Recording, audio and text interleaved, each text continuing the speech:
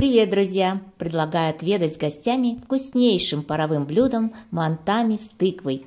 Приготовленные из пресного теста манты с начинкой из свежей, яркой красавицы тыквы получаются невероятно сочными, питательными и вкусными. Итак, делаю в первую очередь тесто для мантов. Кладу только желток 1 штук в воду сразу.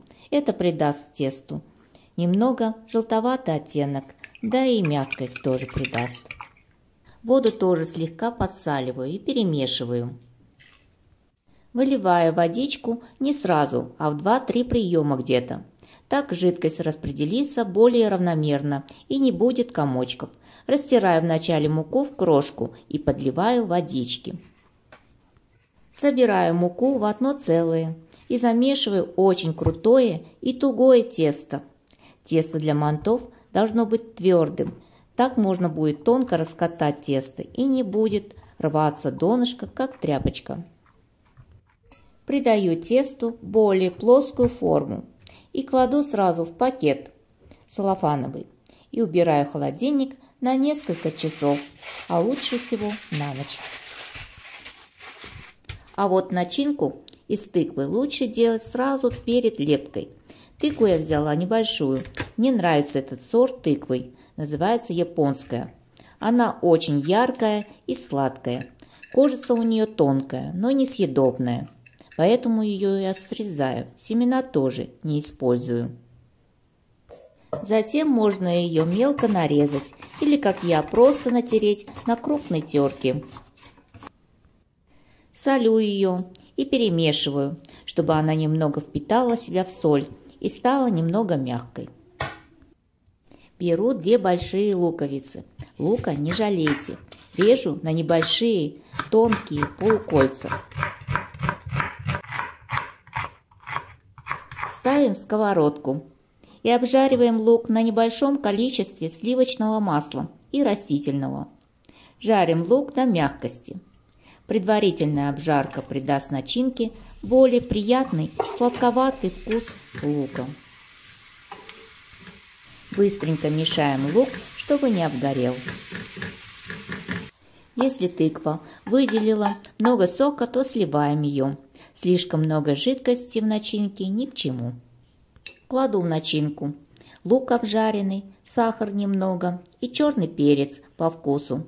Если тыква у вас не сладкая, то можете смело добавить еще сахара.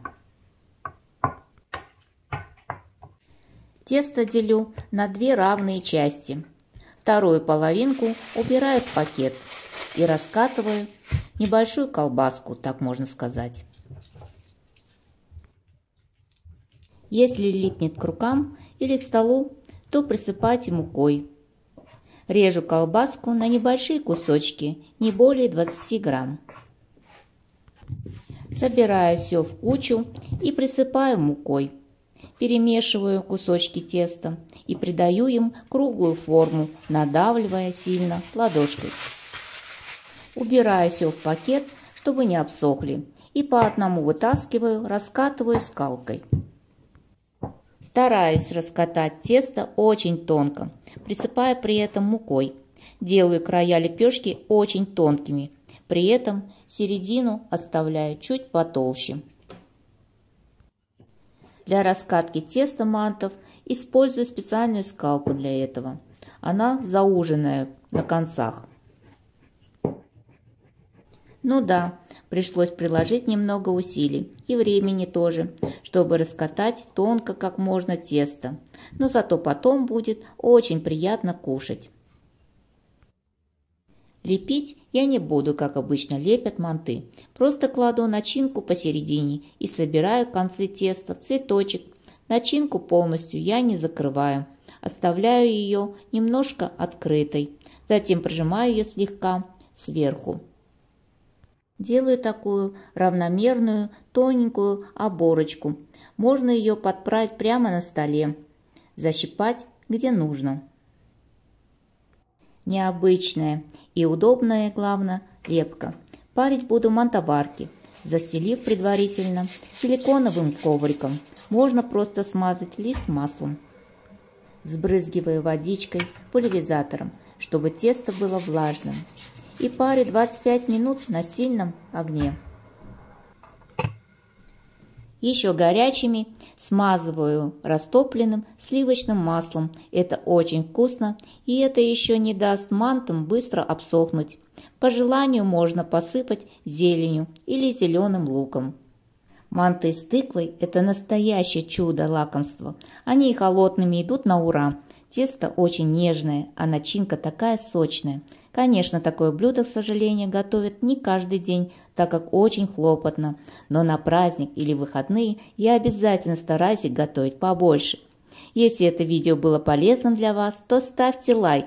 Это лишь секунда вашего времени, а для меня это огромная мотивация, чтобы снимать для вас любимых моих видео. С вами была Наталья. Пока-пока!